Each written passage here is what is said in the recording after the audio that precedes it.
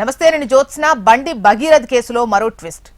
ఒకే బాధితురాలుపై పలుమార్లు అత్యాచారం చేసిన సెక్షన్ ఇప్పటి వరకు ఉన్న సెక్షన్లతో జోడించారు. అందులో భాగంగా బిఎన్ఎస్ 64(2)M సెక్షన్ ను యాడ్ చేశారు. ఈ నేరం రుజువైతే కనీసం 10 ఏళ్ల జైలు శిక్ష లేదా జీవిత ఖైదు పడే ఛాన్స్ ఉంది. లైంగిక వేధింపుల కేసులో భగీరథ్ పై పోక్సో కేసు నమోదైన విషయం మనకు తెలిసిందే. భగీరథ్ చెర్లపల్లి జైల్లో రిమాండ్ ఖైదీగా ఉన్నారు. ఇవాళ చెర్లపల్లి జైల్లో బండి సాయి భగీరథ్ తో కుటుంబ సభ్యులు మిలాఖత్ అవుతారు.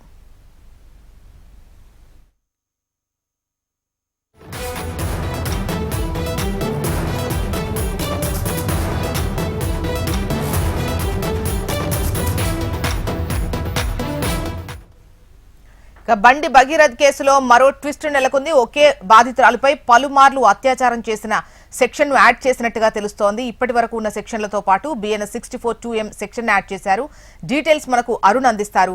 అరుణ్, జోష్న, పోక్సో కేసులో ఇప్పటికే అరెస్ట్ అయ్యి చెల్లపల్లి జైల్లో రిమాండ్ ఖైదీగా ఉన్నటువంటి బండి భగీరథ్ పై కేసులో మరో ట్విస్ట్ అయితే ఎదురైంది. అయితే ఈ కేసులో ఇప్పటికే మొదటిసారి కేసు నమోదు చేసినప్పుడు సెక్షన్ బిఎన్ఎస్ 74-75 ప్రకారం సెక్షన్ లో జోడించినటువంటి పోలీసులు అయితే బాధితురాలి వాంగ్మూలం విన్న తర్వాత మరో సెక్షన్ అయితే జోడించారు. అది సెక్షన్ 5 రెడ్ విత్ 6 సెక్షన్ కింద అయితే జోడించారు. అయితే ఇప్పుడు ప్రస్తుతం మరోసారి ఈ ఆమె బాధితురాలి వాంగ్మూలం విన్న తర్వాత మరో సెక్షన్ కూడా జోడించారు. భగీరథ్ పై బిఎన్ఎస్ 64(2)M సెక్షన్ కూడా పోలీసులు అయితే జోడించారు. అయితే ఈ కేసుకు సంబంధించి ఒకే బాధితురాలపై పలుమార్లు అత్యాచారం చేసిన విధంగా ఈ సెక్షన్లు అయితే జోడించారు. అయితే అదే విధంగా ఈ రోజు ముఖ్యంగా ఈ చెర్లపల్లి జైల్లో ఉన్నటువంటి బండి సాయి భగీరథ్ తో కుటుంబ సభ్యులు కూడా ములాఖాత్ కనున్నారు. అయితే ఇప్పుడు కొత్తగా చేర్చిన ఈ సెక్షన్ ప్రకారం అయితే ఒకే బాధితురాలిపై పలుమార్లు అత్యాచారం చేసిన సంబంధించి అయితే ఈ కేసులో కనుక నేరం రుజువు అయితే దాదాపు 7 సంవత్సరాల జైలు శిక్ష లేదా జీవిత ఖైదు జైలు శిక్ష పడే అవకాశం ఉందని కూడా న్యాయ నిపుణులు కూడా చెప్తున్నారు.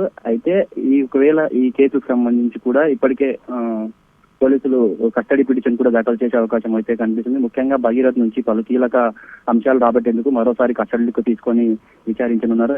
అయితే మనకు అందుతున్న సమాచారం ప్రకారం భగీరథ్ ను 10 రోజులు మాత్రం కస్టడీ కోరే అవకాశం అయితే కనిపిస్తుంది. ఒకవేళ కస్టడీ అనుమతిస్తే మాత్రం భగీరథ్ ను విచారించి కీలక అంశాలు అయితే తెలుసుకునే అవకాశం అయితే కనిపిస్తుంది. మరోవైపు మొయినాబాద్ ఫామ్ హౌస్ లో డిసెంబర్ 31 రోజు మొయినాబాద్ ఫామ్ హౌస్ లో అత్యాచారం చేశాడని బాధితురాలు ఇచ్చినటువంటి వాంగ్మూలం ఆధారంగా అయితే ఆ ఫామ్ హౌస్ సంబంధించి భగీరథ్ తో పాటు ఇంకా భగీరథ్ స్నేహితులు ఎవరెవరు ఉన్నారో వాళ్ళందరినీ కూడా పిలిచి విచారిస్తున్నట్లయితే మనకు సమాచారం వస్తుంది. వాళ్ళ స్నేహితుల యొక్క వాంగ్మూలం ఆధారంగా కూడా భగీరథ్ యొక్క దీనిపైన ఈ కేసులో భగీరథ్ ఉన్నటువంటి పాత్ర పైన కూడా కీలక అంశాలు రాబట్టే అవకాశం అయితే కనిపిస్తుంది. అయితే ఒకవేళ భగీరథ్ కు సంబంధించి కస్టడీలోకి తీసుకుని విచారిస్తే మాత్రం ఈ కేసుకు సంబంధించి పూర్తిగా తొందర ముగింపు జరిగే అవకాశం అయితే కనిపిస్తుందని చెప్పుకోవచ్చు. అయితే ఈ రోజు చెర్లపల్లి జైల్లో ఉన్నటువంటి భగీరథ్ ని కుటుంబ సభ్యులు అయితే ములాఖాత్ కానున్నారు. ప్రస్తుతం మాత్రం ఒకవేళ కస్టడీ పిటిషన్ దాఖలు చేసి భగీరథ్ ను విచారణలో తీసుకునే అవకాశం అయితే కనిపిస్తుంది. రైట్ అరుణ్.